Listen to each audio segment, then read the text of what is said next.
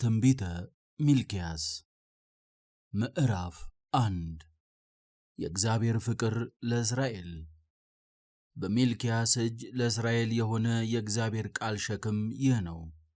እስኪ በልባችሁ አስቡት፣ እኔ ወደድኋችሁ ይላል እግዚአብሔር።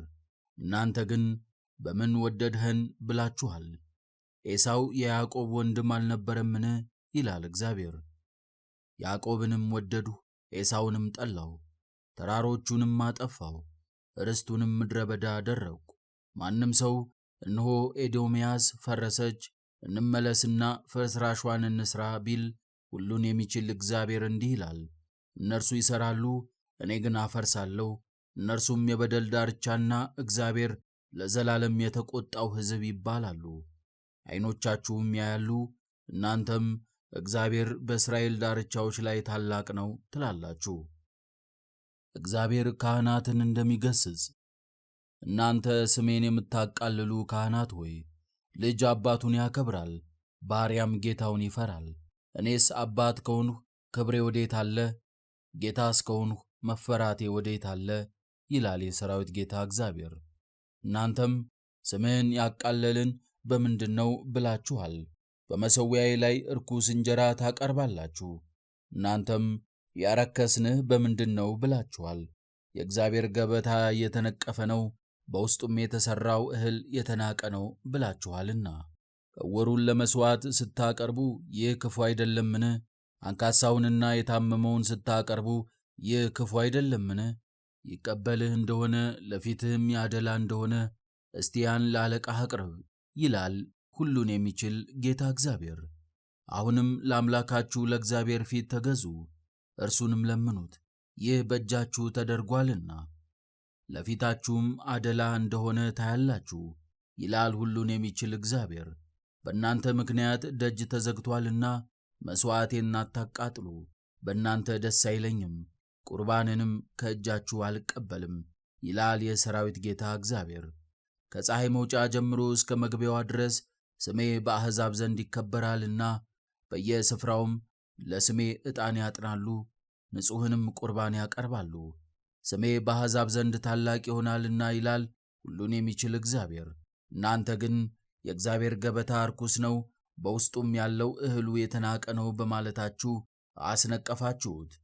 እናንት እነሆ ይህ ክፉ ድካም ነው ብላችኋል፣ እኔም ናቅሁት፣ ይላል ሁሉን የሚችል እግዚአብሔር። በቅሚያ የያዛችሁትንም አንካሳውንም የታመመውንም አቅርባችኋል። እንዲህ ቁርባንን ታመጣላችሁ። በውኑ ከእጃችሁ ይህንን ልቀበለውን? ይላል ሁሉን የሚችል እግዚአብሔር። እኔ ታላቅ ንጉሥ ነኝና፣ ይላል ሁሉን የሚችል እግዚአብሔር። ስሜም በአሕዛብ ዘንድ የታወቀ ነውና በመንጋው ውስጥ ተባት እያለው ለጌታ ተስሎ ነውረኛውን የሚሰዋ ሸንጋይ ሰው እርጉም ይሁን። ምዕራፍ 2 አሁንም እናንተ ካህናት ሆይ፣ ይህች ትእዛዝ ለእናንተ ናት። ለስሜ ክብርን ትሰጡ ዘንድ ባትሰሙ በልባችሁም ባታደርጉት፣ ይላል ሁሉን የሚችል እግዚአብሔር፣ እርግማን እሰድባችኋለሁ፣ በረከታችሁንም እረግማታለሁ። አሁንም በልባችሁ አላደረጋችሁትምና እኔ ረግሜያታለሁ፣ በረከታችሁንም እመልሳታለሁ። እነሆ እንግዲህም ወዲህ በውስጣችሁ አትኖርም። እኔ ጀርባችሁን እመልሳለሁ፣ በፊታችሁም ኀፍረትን እበትናለሁ፣ በዓላቶቻችሁንም አሳፍራለሁ፣ ከእነርሱም ጋር በአንድነት ወስዳቸዋለሁ። ቃል ኪዳኔ ከሌዋውያን ጋር ይሆን ዘንድ ይህንን ትእዛዝ እንደ ሰደድሁላችሁ ታውቃላችሁ፣ ይላል ሁሉን የሚችል እግዚአብሔር። የሕይወትና የሰላም ቃል ኪዳኔ ከእርሱ ጋር ነበረ። ይፈራ ዘንድም እነርሱን ሰጠሁት፣ እርሱም ፈራኝ፣ ከስሜም የተነሣ ደነገጠ። የእውነት ሕግ በአፉ ውስጥ ነበረች፣ በከንፈሩም ውስጥ በደል አልተገኘበትም። ከእኔም ጋር በሰላምና በቅንነት ሄደ፣ ብዙ ሰዎችንም ከኀጢአት መለሰ። ካህኑ ሁሉን የሚችል የእግዚአብሔር መልእክተኛ ነውና ከንፈሮቹ ዕውቀትን ይጠብቁ ዘንድ ይገባቸዋል፣ ሕጉንም በልቡ ይመረምር ዘንድ ይገባዋል።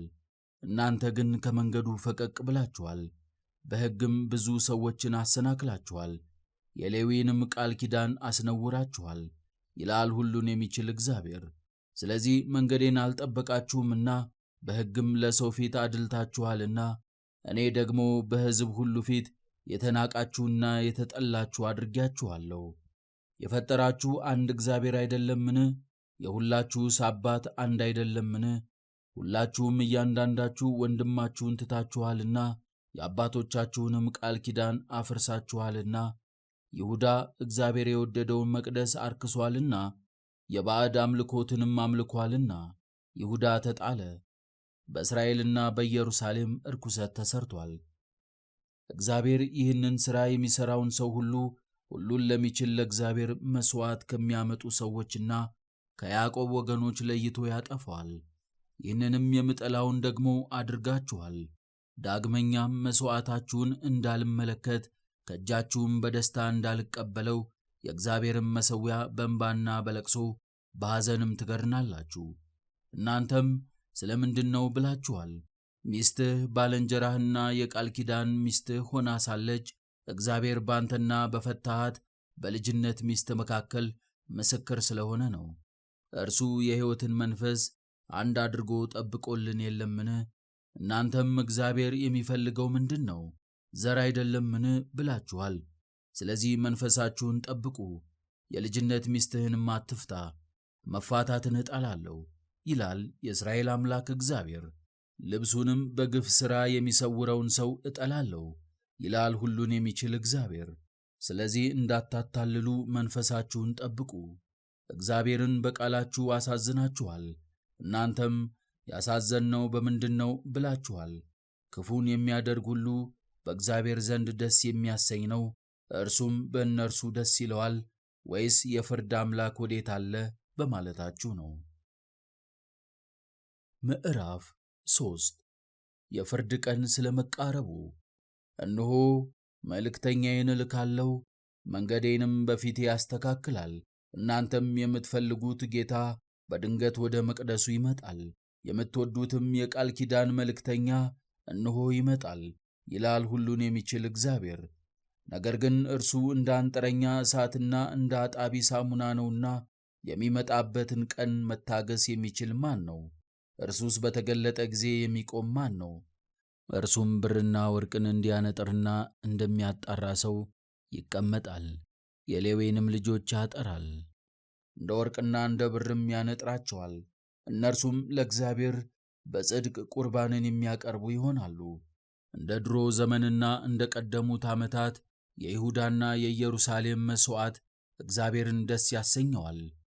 ለፍርድ ወደ እናንተ ቀርባለሁ፣ በመተተኞችና ባመንዝሮች በስሜም በሐሰት በሚምሉ የምንደኛውን ደሞዝ በሚከለክሉ መበለቲቱንና ድሃ አደጉን በሚያስጨንቁ የመጻተኛውንም ፍርድ በሚያጣምሙና እኔንም በማይፈሩ ላይ ፈጣን ምስክር እሆንባችኋለሁ ይላል ሁሉን የሚችል እግዚአብሔር። እኔ እግዚአብሔር አምላካችሁ ነኝና አልለወጥም። እናንተ የያዕቆብ ልጆች ሆይ ሕጌን ያፈረሱትንና ያልጠበቁትን የአባቶቻችሁን በደል አልተዋችሁም። ወደ እኔ ተመለሱ፣ እኔም ወደ እናንተ እመለሳለሁ ይላል ሁሉን የሚችል እግዚአብሔር። እናንተ ግን የምንመለሰው በምንድን ነው ብላችኋል። ሰው እግዚአብሔርን ያሰናክላልን? እናንተ ግን እኔን አሰናክላችኋል። እናንተም ያሰናከልንህ በምንድን ነው ብላችኋል። በአስራትና በኩራት ነው። እናንተ እኔን ቸል አላችሁኝ፣ አሰነካከላችሁኝም። ዘመኑም ተፈጸመ። አዝመራውን ሁሉ በጎተራ ገባችሁ፣ ነገር ግን ባለበት ቤት ይዘረፋል። እስኪ ይህንን አስቡ ይላል ሁሉን የሚችል እግዚአብሔር። የሰማይንም መስኮት ባልከፍትላችሁ፣ በረከቴንም እስከሚበቃችሁ ባላፈስላችሁ ተመልከቱ። ምግብን እሰጣችኋለሁ፣ የምድራችሁንም ፍሬ አላጠፋባችሁም፣ በእርሻ ላይ ወይናችሁም አይደርቅም ይላል ሁሉን የሚችል እግዚአብሔር። እንደምታስደስት ምድር ትሆናላችሁና አሕዛብ ሁሉ ብፁዓን ብለው ይጠሯችኋል ይላል ሁሉን የሚችል እግዚአብሔር። እግዚአብሔር የሰጠው የምሕረት ተስፋ። በእኔ ላይ በድፍረት ተናገራችሁ ይላል እግዚአብሔር። እናንተ ግን በአንተ ላይ ደፍረን የተናገርነው በምንድን ነው ብላችኋል።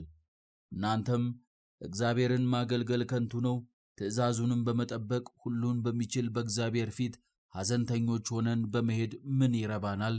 አሁንም ባዕዳንን ብፁዓን ብለን እንጠራቸዋለን። ክፉንም የሚሰሩ ጸንተዋል፣ እግዚአብሔርንም ይፈታተናሉ፣ እነርሱም ይድናሉ ብላችኋል። የዚያን ጊዜ እግዚአብሔርን የሚፈሩ እርስ በርሳቸው ተነጋገሩ። እግዚአብሔርም አደመጠ ሰማም። እግዚአብሔርንም ለሚፈሩ ስሙንም ለሚያስቡ የመታሰቢያ መጽሐፍ በፊቱ ተጻፈ። እኔ በምሠራበት ቀን እነርሱ የእኔ ገንዘብ ይሆናሉ ይላል ሁሉን የሚችል እግዚአብሔር። ሰውም የሚያገለግለውን ልጁን እንደሚመርጥ እንዲሁ እመርጣቸዋለሁ። ተመልሳችሁም በጻድቁና በኃጢአተኛው መካከል ለእግዚአብሔር በሚገዛውና በማይገዛው መካከል ታያላችሁ። ምዕራፍ 4 እነሆ ቀን እንደ እሳት እየነደደ ይመጣል፣ ያቃጥላቸውማል። ትዕቢተኞችና ኃጢአትን የሚሰሩ ሁሉ ገለባ ይሆናሉ። የሚመጣውም ቀን ያቃጥላቸዋል፣ ሥርንና ቅርንጫፍንም አይተውላቸውም ይላል ሁሉን የሚችል እግዚአብሔር። ነገር ግን ስሜን ለምትፈሩት ለእናንተ የጽድቅ ፀሐይ ይወጣላችኋል፣ ፈውስም በክንፎቹ ውስጥ ይሆናል። እናንተ ትወጣላችሁ፣ ከማሰሪያው እንደተፈታ እምቦሳም ትፈነጫላችሁ። እኔ በምሠራበት ቀን ከእግራችሁ ጫማ በታች አመድ ይሆናሉና እናንተ በደለኞችን ትረግጧቸዋላችሁ ይላል ሁሉን የሚችል እግዚአብሔር። ለእስራኤል ሁሉ ሥርዓትንና ፍርድን አድርጌ በኮሬብ ያዘዝሁትን የባሪያዬን የሙሴን ሕግ አስቡ። እነሆ ታላቁና የምታስፈራው የእግዚአብሔር ቀን ሳትመጣ ተሴቢያዊው ኤልያስን እልክላችኋለሁ።